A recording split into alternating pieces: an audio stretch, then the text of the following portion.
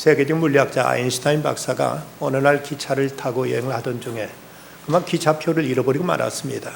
한참 기차표를 찾고 있는데 마침 차장이 와서 박사님, 제가 박사님을 잘 압니다.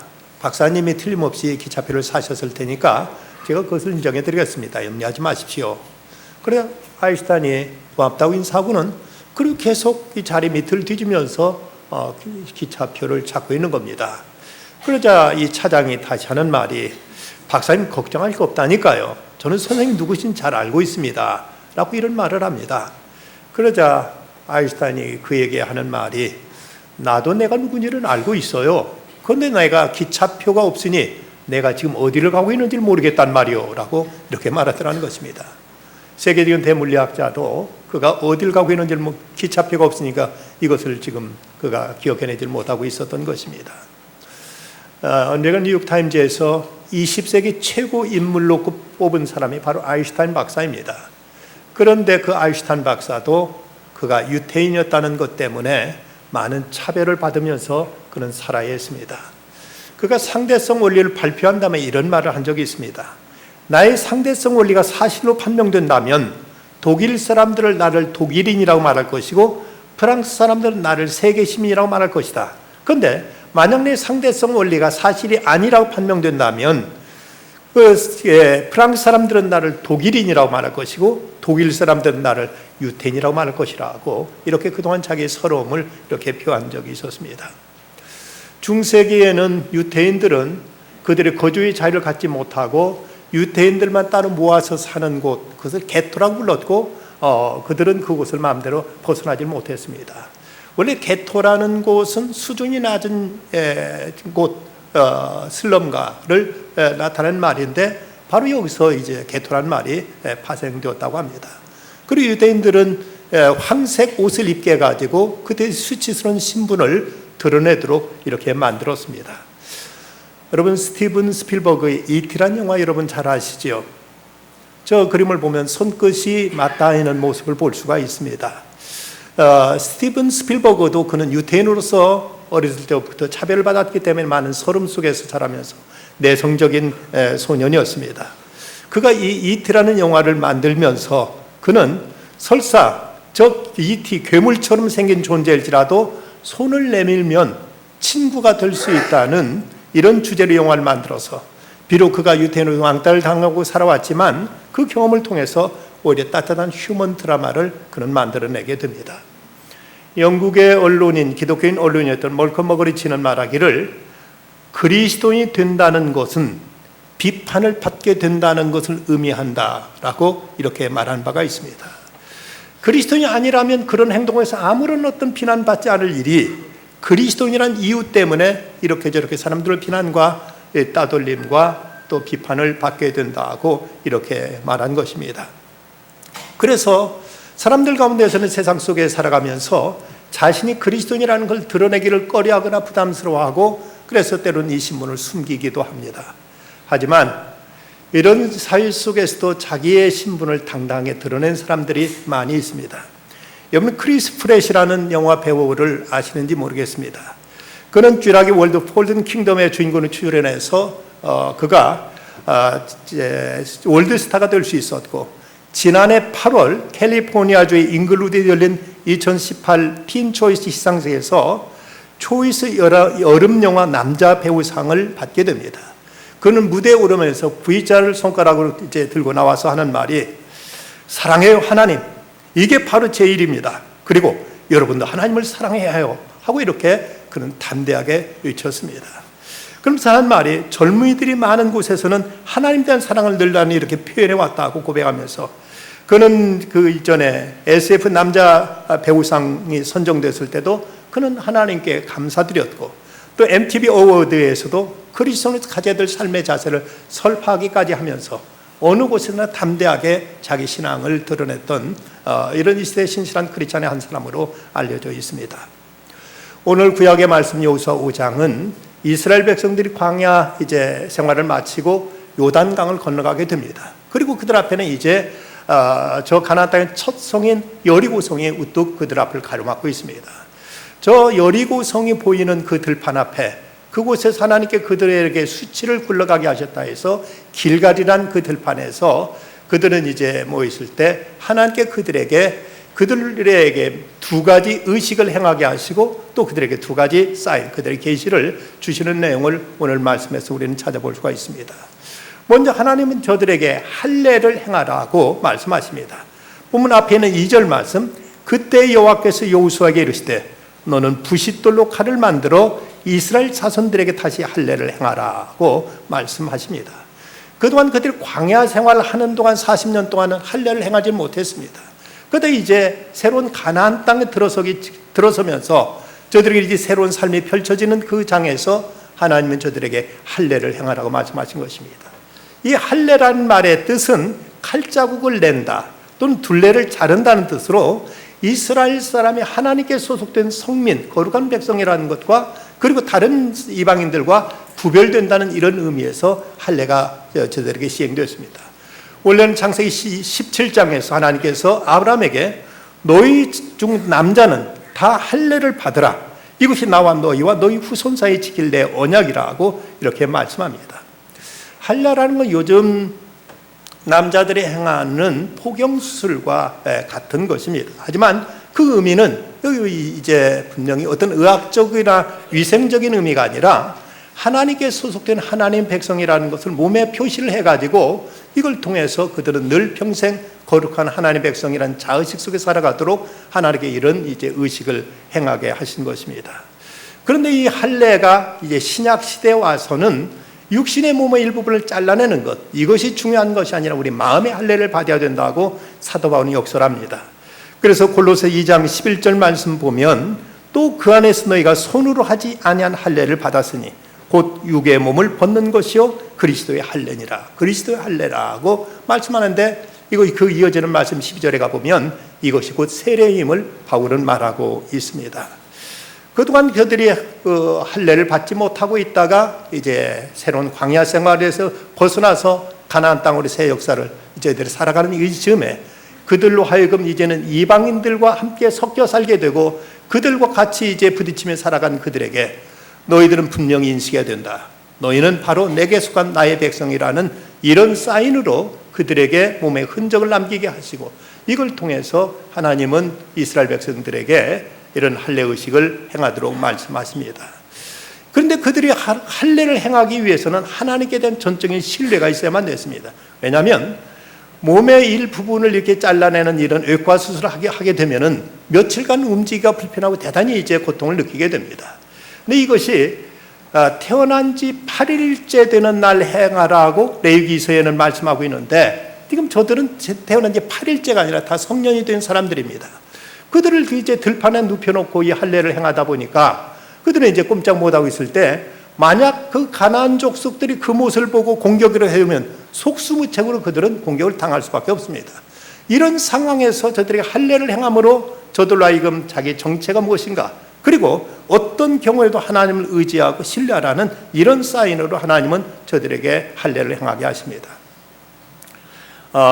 기독교의 유명한 의사 맥밀란 박사는 현대의학보다 4,000년이 앞선 성경이라는 책을 쓰면서 거기서 미국 의사들이 어린아이들에게 언제 포경수술하면 가장 좋은지를 연구했다고 합니다. 그런데 그 결론은 난 지 8일 만에 할례를 행하는 것이 제일 좋다는 결론이 나왔습니다.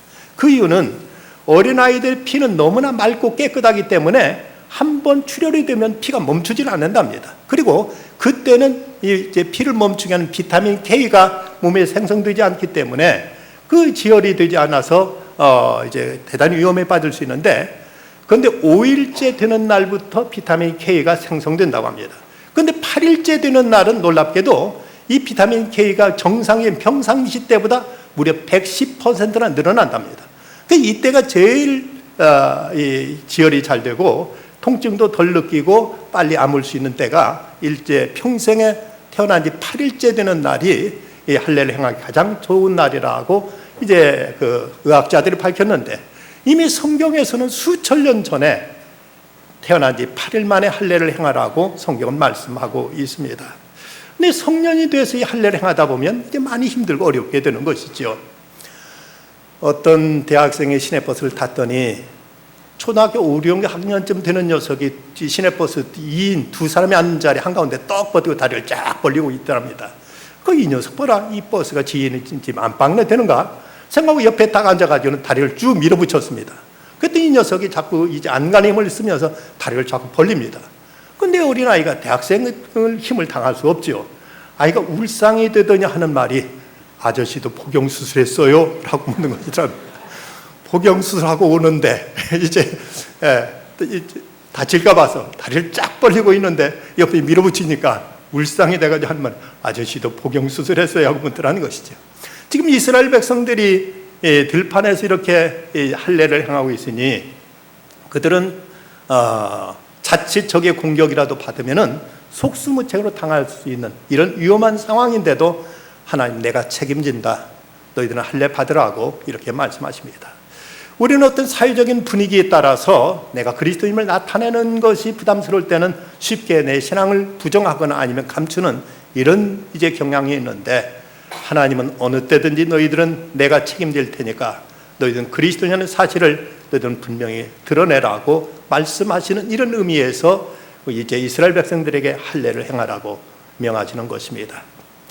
CBS 바이블 루트라는 프로그램을 제작하던 제작팀이 저 이집트에 가서 그곳에서 그 콥트교, 이 콥트교라면 이집트에 있는 기독교인들의 종파를 콥트교라고 부르는데 이 콥트교들이 모여 사는 모카땀 지역에서 한 마을 공터를 지나고 있었습니다.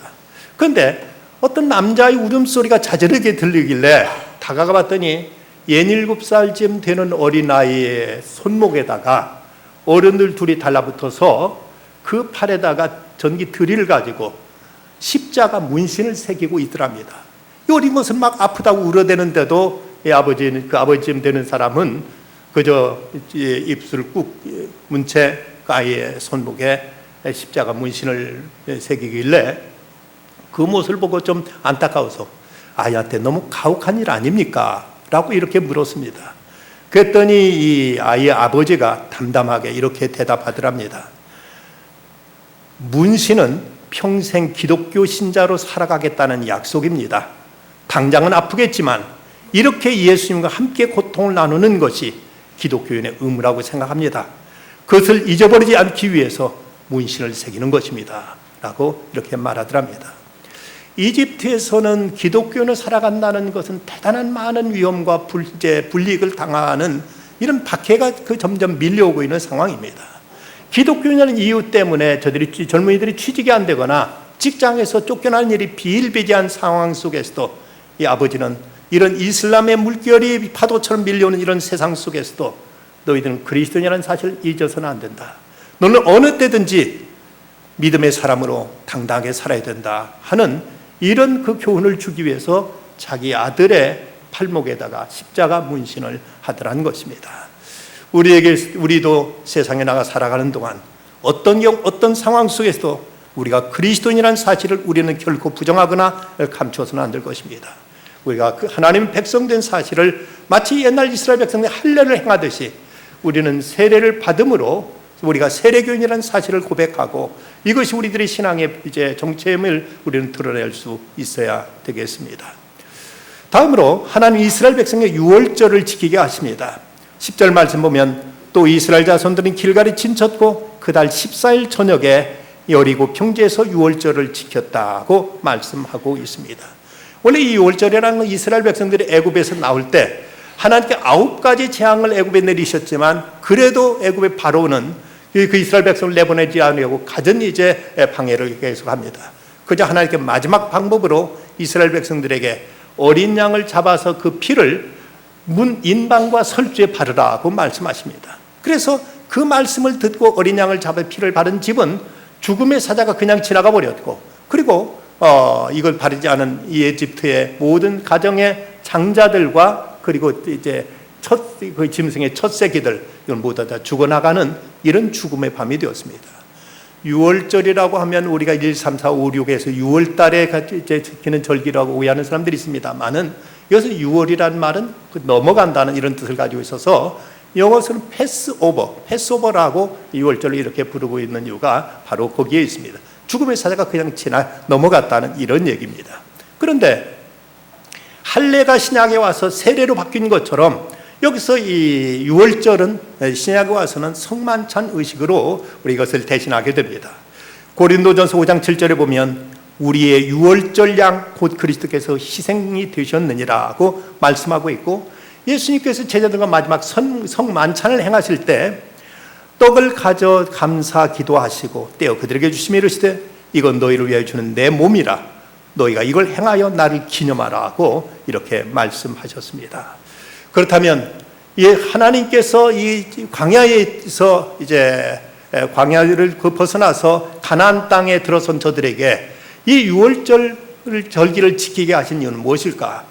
그건 바로 저들로 하여금 너희들이 어떻게 애굽을 탈출하는 줄 아느냐, 어떻게 여기까지 온 줄 아느냐, 어떻게 너희들이 지금 이 가나안 땅을 정복할 수 있는 것도 이것이 무엇에 근거한 줄 아느냐, 이것이 바로 내가 너에게 베푸는 은혜니라는 사실을 저들에게 깨우쳐 주시기 위해서 저들에게 다시 한번 유월절을 지키도록 하십니다. 이스라엘 백성들이 애굽에 나오던 날, 나오기 전날 밤에 그때 유월절 음식을 먹은 다음에는 그들은 한 번도 유월절을 지키지 못했습니다. 그런데 지금 이제 가나안 정복 전쟁을 앞두고 저들에게 유월절 의식을 행함으로 이 모든 것이 어린 양의 피를 통한 하나님의 은혜임을 저들에게 역설하고 저들에게 이것을 깨우쳐 주시기 위해서 하나님은 유월절 행위를 의식을 행하도록 하십니다.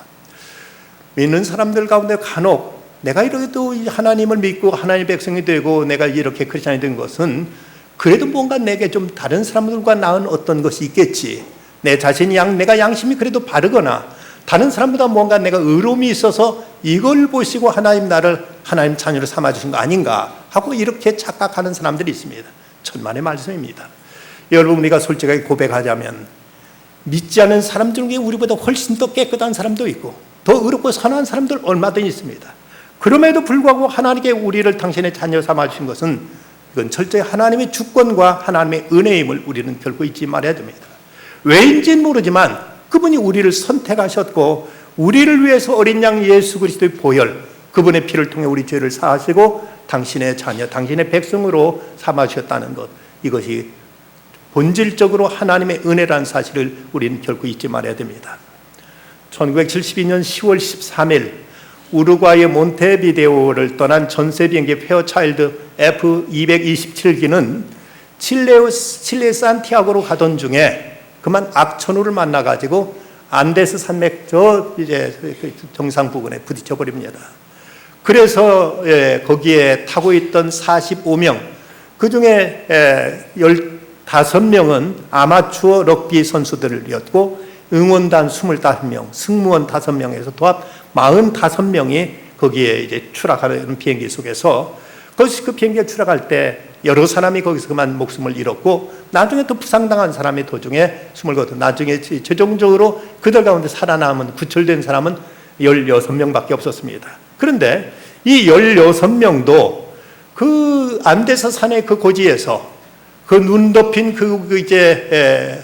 그곳에서 아무 먹을 것도 없었고 그곳에서 이제 도저히 나올 수 있는 방법도 없었는데 67일 만에 그곳에서 살아나게 되는데 어떻게 식량이 없던 그곳에서 67일을 버티고 살아날 수 있었을까? 그것은 죽은 동료들의 인육을 먹고 그들은 살아남게 됩니다. 그때 부상을 당해 여러 주간 앓다가 산에 죽었던 니코리치라는 그 청년이 자기 아버지에게 써놓은 그 메모가 이제 밝혀졌습니다. 이런 글귀가 적혀 있습니다. 아버지도 전혀 믿기 어려우신 일이 이곳에서 벌어졌습니다. 죽은 친구의 살을 쪼개내는 일입니다. 저도 이제 오래 살기 어려운 것을 알고 있습니다. 내가 죽은 다음 내 살이 친구들을 구원하게 되기를 진심으로 바라고 있습니다. 라는 이런 글이 있었습니다. 그런가 하면 또 거기서 살아남은 호세라는 청년이 자기의 성당 로저스 신부에게 그는 돌아와서 이런 고백을 했습니다. 저는 학생 시절 교회에 한 주일도 빠져본 일이 없습니다. 부모님이나 동네 어른들은 모두 다 저를 칭찬해 주셨습니다. 교회는 다녔지만 사실 저는 믿음 없었습니다. 하지만 저는 눈 덮인 산에서 죽음과 싸운 피로서 하나님의 집으로 돌아온 것을 알았습니다. 교회에서 수없이 성만찬에 참석했지만 기계적으로 빵과 포도주를 든 것뿐 그 뜻이 가슴에 전해오지는 않았습니다. 그러나 산에서 죽은 친구의 살조각을 손에 들었을 때 그것은 이미 주님의 몸인 것을 알았습니다. 정말 사랑이 무엇이며 십자가가 무엇임을 깨달았습니다. 안데스에서 죽은 자의 살이 거기 사람들을 살려낸 것처럼 그리스도의 십자가의 피가 바로 우리들에게 생명을 주었고 구원을 주었다는 사실을 우리는 잊지 말아야 됩니다. 이것이 철저히 하나님의 은혜임을 알고 우리는 성만찬을 대할 때 단지 어떤 이제 연례적인 행사가 아니라 다시 한번 주님이 나를 위해서 십자가를 지시고 피 흘리신 것을 기념하고 이것을 우리가 믿음으로 받아들이는 것, 이것이 성만찬 의식이라는 사실을 우리는 분명히 깨닫고 고백해야 되겠습니다. 이제 하나님께서 저들에게 스스로 양식을 갖고 먹도록 하라고 말씀하시는 것이 또 11절과 12절에 이렇게 말씀하고 있습니다. 6월절 이튿날에 그 땅의 소산물을 먹되 그날에 무기봉과 볶은 곡식을 먹었더라. 또 그 땅의 소산을 먹은 다음 날에 만나가 그쳤으니 이스라엘 사람들이 다시는 만나를 얻지 못하였고 그해 가나안 땅의 소출을 먹었더라. 이스라엘 백성들 애굽에서 나와서 광야 생활할 때 저들이 먹을 것이 전혀 없었습니다. 광야는 농사를 지을 수도 없었고 그렇다고 어디서 사올 수 있는 이런 어떤 이제 판매 루트도 그들은 이제 찾을 수 없는 곳이었습니다. 그러다 그때 하나님은 초월적인 방법으로 하늘에서 만나를 내리셔서 저들을 40년 동안 광야 생활을 이제 하도록 하셨습니다. 그런데 이제 가나안 땅에 딱 들어서서 그곳의 양식 소출을 먹게 되자 하나님께서 만나를 딱 끊어버리신 것입니다. 만약 저들이 계속 만나가 내렸다면 어땠을까? 저들은 전혀 일할 생각 하냐고 매일 하늘만 쳐다보면서 빈둥빈둥 놀면서 그들은 이제 항상 하늘에 내리는 만나만 먹고 살려고 이렇게 했을지도 모릅니다. 하지만 이제 너희들이 일상적인 생활로 돌아왔다면 일반적인 자연 환경으로 돌아왔다면 너 스스로 노력하고 일해서 스스로 양식을 찾고 스스로 먹을 것을 구하라고 하나님께서는 말씀하시는 것입니다. 우리는 지금 이 자리에 나와서 하나님께 주시는 말씀을 우리는 듣고 있습니다. 하지만 교회를 떠나서는 스스로 우리가 말씀을 읽기도 하고 말씀을 묵상도 하면서 그날 생명의 양식을 스스로 찾아가야만 됩니다. 늘 우리가 다른 이제 들려주는 말씀을 통해서만 우리가 믿음 생활할 것이 아니라 우리가 스스로도 성경을 펼쳐 있고 스스로도 이 말씀이 내게 하나님은 오늘 무엇을 말씀하시는가 이걸 생명의 양식으로 삼을 줄을 알아야 된다는 사실입니다. 어떤 사람이 목사님한테 찾아가서 이렇게 따졌다고 합니다. 목사님, 성경 어디에 수요일도 모여서 예배드리는 말씀이 어디 있습니까? 왜 바쁘게 살아가는 사람들 수요일날까지 교회 나오라고 이렇게 성화를 하십니까? 하고 이렇게 따졌답니다. 그런데 목사님이 나와도 됩니다 라고 대답했습니다. 근데 왜 모입니까? 그때야 목사님이 대답하기를 아침 먹고 저녁 먹기 배고파서 한 끼 더 먹는 겁니다 라고 이렇게 대답했다는 것이죠. 그렇습니다. 우리가 한 주간을 하나님 말씀을 따라 살아간다는 건 너무나 영적으로 허전하고 우리가 갈급하기에 수요일 한 번 더 모여서 하나님 말씀 더 듣고 한 번 더 나누자는 이런 뜻으로 하는 것이지 수요일 안 나오면 벌받고 저주받고 심판받고 이런 것은 아닙니다. 한 번에 도중 앞에 나와서 말씀을 우리가 공급받고 그러면서 또 일상생활 매일매일 생활 속에서 스스로 성경을 펼쳐 있고 이걸 통해 내게 주시는 하늘의 만나를 우리가 얻고자 하는 것, 이것이 하나님께서 우리에게 향하신 우리를 먹이시는 하나님의 뜻임을 우리는 알아야 될 것입니다. 그리고 이어서 이제 또 다른 사건은 여호수아가 이제 그 여력을 정복하기로 나가려고 하는데 그 앞에 하늘의 군대 대장이 딱 나타나는데 처음에 이제 무장한 군대 대장이 딱 앞에 이제 나타나자 그는 깜짝 놀라게 됩니다. 오늘 말씀 13절과 14절 앞부분 보면 여호수아가 여리고에 가까이 이르렀을 때 눈을 들어본즉 한 사람이 칼을 빼어 손에 들고 마주 서 있는지라. 여호수아가 나아가서 그에게 묻되 너는 우리를 위하느냐 우리 적들을 위하느냐 하니 그가 이르되 아니라 나는 여호와의 군대 대장으로 지금 왔느니라 하고 이렇게 대답합니다. 여러분 여기 이제 말이 이제 서로 핀트가 안 맞는 것 같은데 여호수아가 물었던 말은 당신은 누구요? 우리 편이요? 적군 편이요? 하고 묻습니다. 그런데 그 앞에 있던 그 장군이 하는 말은 아니라고 말합니다. 아니다. 네 편도 아니고 적군 편도 아니라고 말합니다. 나는 하나님의 군대 장관, 여호와의 군대 장관 왔다고 이렇게 대답하고 있는 것입니다. 이거 우리가 깊이 생각할 부분이 있습니다. 우리는 종종 하나님을 내 편으로 끌어들이려고 하는 경우가 많이 있습니다.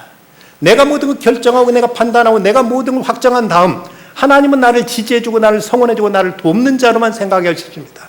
그러나 이것은 바른 신앙인의 자세가 아닙니다. 하나님이 내 편이 아니라 내가 하나님 편 되어야 됩니다. 우리는 철저히 하나님께 주권이 있고 그분이 판단하시고 말씀하신 그 말씀을 쫓아서 거기에 따르는 것이 그리스도의 자세지, 모든 걸 내가 결정하고 내가 주도적으로 모든 걸 행하면서 하나님을 뒤따르며 나를 돕기만 하는, 나를 지원하고 성원만 하는 이런 것을 기대하는 것은 신앙인의 바른 자세가 아닙니다. 요즘 정치적인 문제가 민감하다 보니까 성도들 간에도 연이 아니 진보니 보수니로 서로 격론이 벌일 때가 있을 것입니다. 하지만 우리는 여당 편도 야당 편도 아닙니다. 보수도 진보도 아닙니다. 하나님 편입니다. 하나님 말씀하시면 그대로 따를 뿐이지 내 정치적인 성향에 따라서 내 어떤 이제 주관과 내 선입견에 가지고 이것은 내가 이렇게 생각하면 하나님도 이러겠지 하고 하나님을 내 편으로 끌어들이려는 이런 생각은 결코 바른 신앙의 자세가 아닙니다.